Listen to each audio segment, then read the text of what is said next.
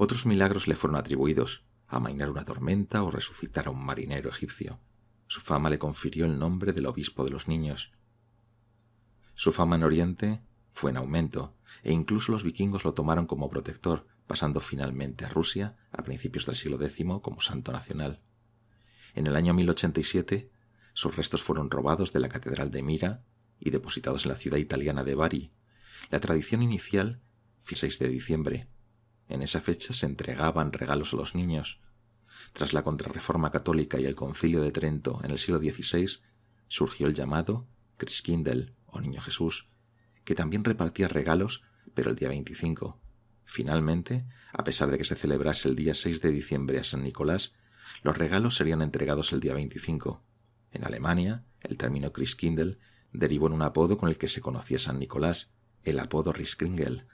La figura de San Nicolás encajaba mejor dentro de las tradiciones paganas europeas como los gnomos, el padre invierno nórdico, la bruja buena italiana Befana, surgiendo las variantes de San Nicolás como Niklas en Austria y Suiza alemana, Semiklaus en el Tirol, Svati Mikulas en la antigua Checoslovaquia o Sinterklaas en los Países Bajos. Fue precisamente aquí donde arraigó San Nicolás. Quizá fueron los marinos y comerciantes holandeses los que lo importaron, pues lo adoptaron como patrono, así como santo protector de Ámsterdam. La representación de San Nicolás en aquel entonces era con barba blanca y vestimenta eclesiástica, con una mitra y un báculo. Sobre el siglo XIV era el profesor el que se vestía de San Nicolás y premiaba a los niños en el colegio con regalos. Esta costumbre fue desplazándose hacia los hogares. En el siglo XVII se extendió la celebración por toda Holanda, esperando el día 6 de diciembre para recibir los regalos. La tradición marcaba que Sinterklaas o San Nicolás llegaba al puerto en un barco llamado España, después montaba un caballo blanco y atravesaba las calles. Le acompañaba un personaje llamado Pedro el Negro, que portaba una vara de abedul y un saco lleno de golosinas para repartir. En ese saco metería después a los niños que no se portasen bien y se los llevaría a España. Hay que tener en cuenta que tras la conquista de España de los Países Bajos queda una imagen de miedo en Holanda e incluso se ha conservado la expresión que viene el duque de Alba como medio de asustar a los niños.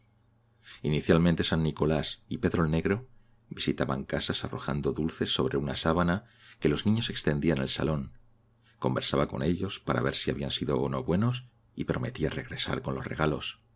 San Nicolás caminaba por los tejados y era capaz de escuchar conversaciones, averiguando así cómo se había comportado cada uno y dejando el regalo adecuado en el salón junto a los zuecos, que contenían un poco de alfalfa o zanahorias que habían dejado los niños para el caballo. Al niño que se había portado mal se le dejaba una vara y debía estar agradecido de no acabar en un saco de viaje para España. En la tradición holandesa, cada regalo debía llevar un texto en referencia al que recibía el regalo, un texto que debía ser hilarante, oculto pero divertido, a fin de que quien lo reciba lo lea delante de los demás en voz alta.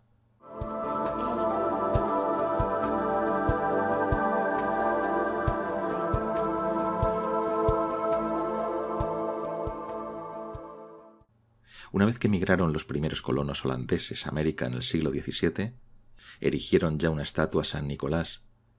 La tradición siguió en esas tierras, pero el personaje de Pedro el Negro se perdió, así como parte de la celebración, quedando el intercambio de regalos, ya fuese en el 6 de diciembre, en Navidad o en Año Nuevo. A comienzos del siglo XIX, el escritor Washington Irving escribió el libro Historia de Nueva York.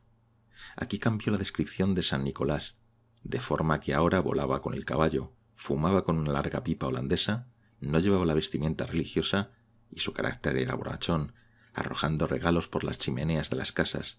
Su popularidad fue tal que se extendió el nombre de Santa Claus como derivación del original Sinterklaas holandés. En el año 1823 se publicó un poema en el periódico Sentinel titulado Una visita de Santa Claus. Estaba escrito por Clement Clarke Moore, un profesor de estudios bíblicos. En él hablaba de un Santa Claus con un trineo volador, no tirado por un caballo, sino por renos. Los zuecos de las casas se cambiaron por calcetines y transformó más la imagen de Santa Claus que había hecho Irving. Ahora pasaba a ser más pequeño, rechoncho y con cierto aspecto de gnomo, próximo a los duendes escandinavos e irlandeses. Este detalle es importante, ya que entroncaba y era familiar con todas las tradiciones de las personas de diferentes países que emigraron a América, lo que ayudó a que se popularizase aún más. Otro detalle es que fijó su llegada no el 6 de diciembre, sino la víspera de Navidad. La imagen de Santa Claus no estaba fijada aún. En 1838, Robert W. Weir lo representaba como un hombre enano pequeño con una capa con capucha roja. Años después, Sherwin y Smith hacían una ilustración con un Santa Claus con gorro de lana y fumando en pipa larga holandesa, portando a la espalda una mochila con regalos. Eran diferentes representaciones con unos rasgos comunes.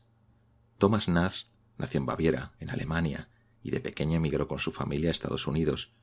Comenzó a trabajar como ilustrador para el diario Harper's y su ilustración recogida en el libro Christmas Poems titulada Una visita de San Nicolás, en la que aparecía Santa Claus entrando por la chimenea de una casa con su pipa encendida y sus regalos a la espalda, fue el comienzo de una serie de ilustraciones que realizó el dibujante durante los años siguientes, con gran aceptación entre el público. El personaje iba evolucionando, era un poco más alto, gran barriga, pelo y barba larga blanca, llevaba un cinturón con una gran hebilla y un traje como de piel.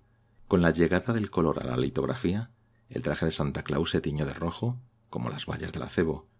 Sobre este color rojo no hay unanimidad en cuanto a quién fue el primero, ya que por ejemplo el pintor y publicador Louis Perrin había creado ya en 1886 diferentes felicitaciones de Navidad en las que aparecía Santa Claus de rojo. La popularidad de la imagen y su asociación con la imagen de la Navidad aumentó de esta forma a comienzos del siglo XX. Se comenzó a editar la revista Santa Claus para niños desde 1873 a 1940, una revista en torno a las historias de Santa Claus. No quedaba ya nada de su pasado como obispo. Toda la parte religiosa había sido olvidada. Esto fue un factor clave para su universalización, ya que al ser alguien en quien se encarnaba el espíritu de la Navidad, pero ajeno a una tradición religiosa específica, y encarnar valores comunes de festividad, bondad y solidaridad, encajaba bien en cualquier lugar. Con su imagen se disfrutaba de la Navidad sin entrar en temas religiosos. En el siglo XIX, pocas de las tradiciones de las celebraciones de la Navidad quedaban en Inglaterra. Allí la tradición del Father Christmas o Padre Navidad, que procedía desde el siglo XV, si no antes, representaban a un anciano que la gente agasajaba invitándole a comer y beber. Era la imagen del Padre Invierno, e invitar era traer una estación propicia y un nuevo comienzo tras el solsticio. La tradición del Padre Invierno llegó a Inglaterra de manos de los vikingos, y de ahí su raíz en el carácter de espíritu de la naturaleza. Poco a poco, el espíritu navideño se fue recuperando con la llegada del árbol navideño desde Alemania y el carácter agradable y festivo de los niños esperando regalos.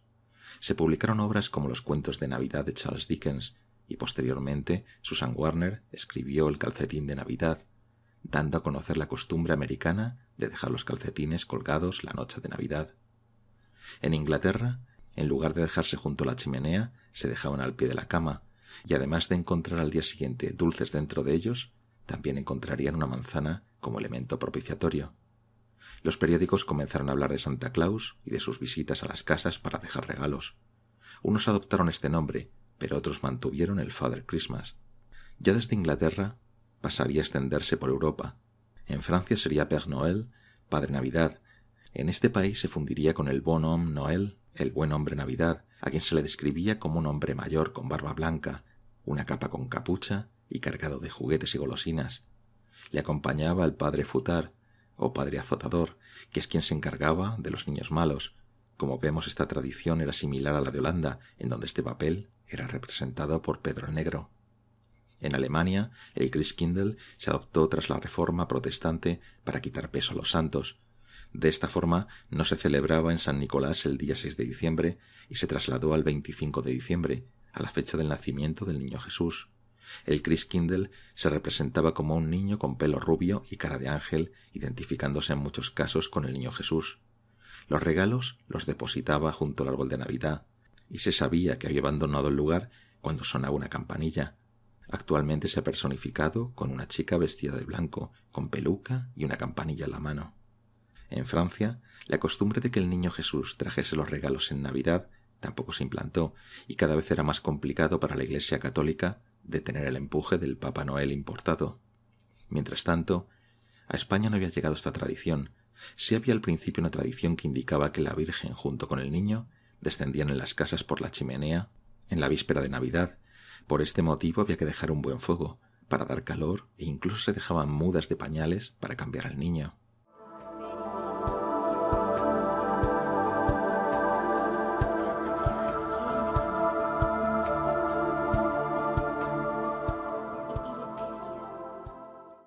La imagen final de Santa Claus viene impulsada por la publicidad. Fue en el año 1930 en Estados Unidos cuando la compañía Coca-Cola publicó un anuncio con una persona disfrazada de Santa Claus en un centro comercial, escuchando las peticiones de los niños. La compañía se dio cuenta que debía diseñar una imagen icónica y partiendo de la imagen tradicional. Por ello encargó al pintor Haddon Sandblom su diseño. El encargo que le hicieron debía seguir un Santa Claus alegre, juguetón y al mismo tiempo realista. Para empezar, se basó en la descripción que hacía en el poema que citamos anteriormente del estudioso bíblico Clement Clarke Moore, en su poema Una visita de Santa Claus. En el poema dice: «Sus ojos como brillaban, qué alegres eran sus hoyuelos, sus mejillas eran como rosas, su nariz como una cereza, y su barba era blanca como la nieve, tenía una cara ancha y una pequeña panza redonda que se sacudía con su risa, como un tazón lleno de jalea». El artista pensó en su amigo Lou Prentice, un vendedor retirado. En la nueva imagen de Santa Claus se presentaba con más altura, bastante gordo, larga y espesa barba blanca, ojos brillantes y aspecto alegre. El traje se diseñó más lujoso, manteniendo el color rojo, pero añadiendo los ribetes blancos al traje, incorporando así los dos colores de la Coca-Cola, el rojo y el blanco. Incluso los hijos y nietos del pintor sirvieron de modelos para los anuncios. Desde 1931 a 1966, Sandblom pintó muchos Santa Claus que publicó en revistas y periódicos, fijando así la imagen definitiva que tenemos a día de hoy.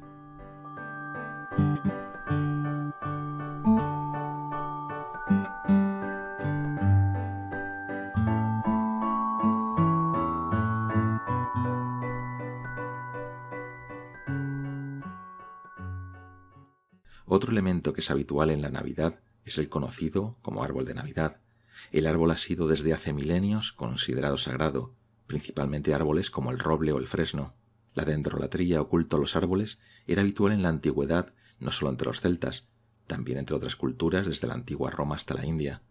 Aunque en Europa haya sido olvidado, el árbol como elemento sagrado está muy presente actualmente en el mundo en pueblos indígenas. El roble fue el árbol rey. Los grandes robledales europeos, fuentes de vida y de recursos, eran venerados por pueblos del norte de Europa. Los grandes árboles eran lugares de reunión, de concilio, peticiones a los espíritus y protección para todos. Existía ya la tradición de decorar las ramas vacías de hojas en el invierno con cintas y piedras pintadas, con el fin de invocar el regreso del espíritu de la primavera para tener un año propicio. Con la cristianización de las tierras del norte hubo un choque de tradiciones.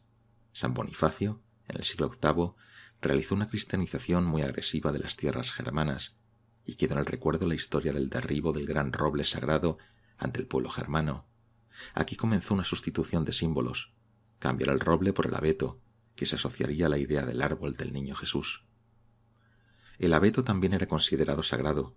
En Grecia se consagró a Artemisa y el pino a Cibeles, Deméter griega o Ceres romana. En las celebraciones primaverales, los sacerdotes corrían con ramas de pino con cintas de colores.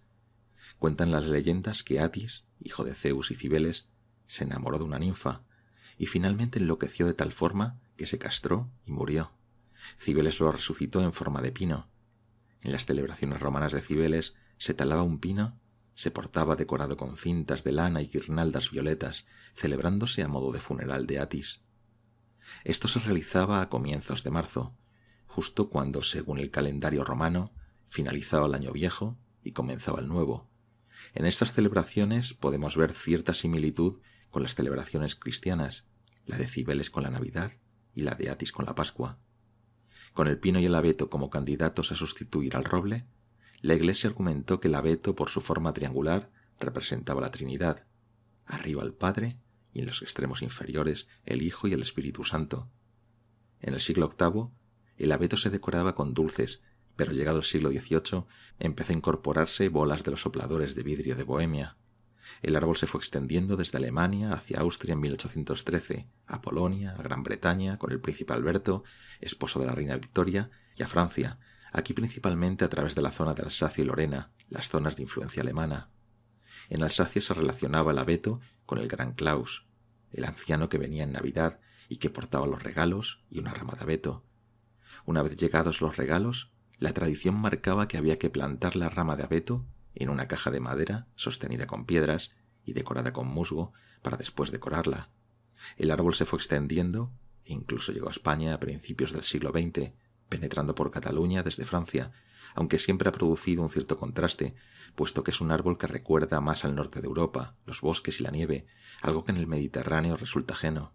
No obstante, su popularidad a partir de películas y la comodidad que supone montarlo, a diferencia de un Belén, ha influido en gran medida en su extensión.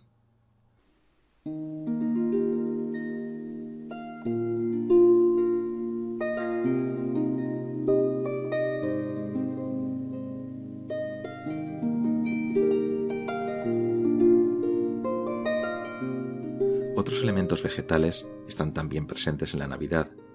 El primero de ellos es el muérdago. Tradicionalmente los ramilletes de muérdago traían buena suerte y era habitual hacer el obsequio. También se contaba que si lo recibió una joven, se casaría al año siguiente y si estaba casada, se quedaría embarazada. El muérdago es una planta que no puede enraizar en el suelo, motivo por el cual utiliza los árboles como medio, principalmente robles, tilos, abedules, sauces, manzanos, olivos y otros. Sus raíces se hunden en el tronco del árbol y para brotar necesita siempre luz, permaneciendo todo el año en color verde. Sus frutos salen en primavera, pero no maduran hasta el invierno. Tradicionalmente se recogía en los solsticios de primavera e invierno. En el ritual de los celtas, en el solsticio de invierno acudían los bardos, vates o adivinos y las Coridwen, representación del principio femenino de la naturaleza. También había un heraldo que portaba una espada. Procedía a dar 3 vueltas en el claro del roble sagrado y en la cara norte dibujaba con la espada un círculo, tocaba el cuerno y preguntaba si había paz en los pueblos celtas. Un druida, vestido de blanco, trepaba y cortaba el muérdago con una hoz de oro. El musgo cortado no podía tocar el suelo, pues perderían las propiedades mágicas.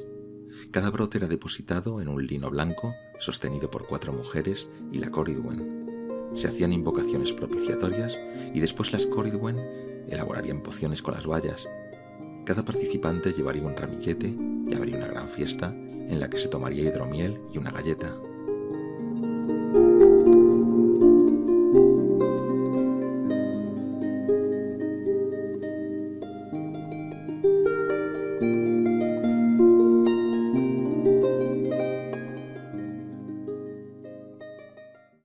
Al muérdago se le conceden unas propiedades especiales de protección ante los rayos y de absorción de energías telúricas. Se observaba que los árboles que estaban situados en zonas alteradas energéticamente eran propensos a que un rayo cayese en ellos. Lo curioso era que el muérdago había crecido en esos árboles antes de caer el rayo, como si el muérdago al detectar la alteración energética se nutriera de su alto potencial. Al colgarlo en la casa, se supone que disminuiría la concentración energética del lugar, por lo que sería menos probable que cayese un rayo en este sitio. El hecho de que se relacionase con el poder del rayo, que además crezca en alto el musgo sin tocar el suelo, que sus bayas sean comidas por los pájaros y esparcida su semilla a través de ellos, le ha dado un carácter muy mágico.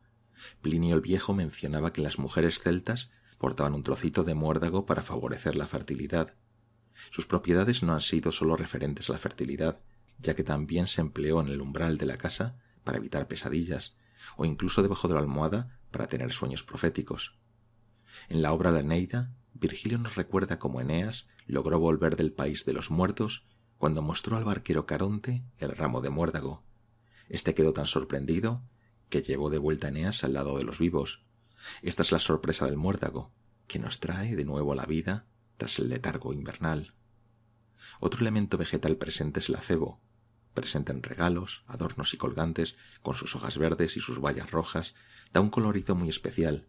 Inicialmente, la Iglesia católica tuvo rechazo al uso del muérdago por sus raíces paganas, y pasó a querer sustituirlo con el acebo, asociándolo una vez más a la religión, pues las hojas recordaban a las espinas de la corona de Cristo.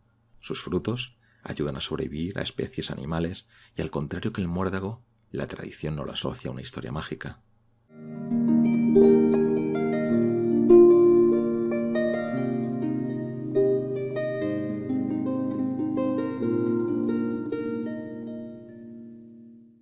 En la leyenda irlandesa El romance de Gawain y el Caballero Verde, dos caballeros se retan mutuamente a decapitarse en dos combates que tendrán a cabo en los solsticios de verano e invierno.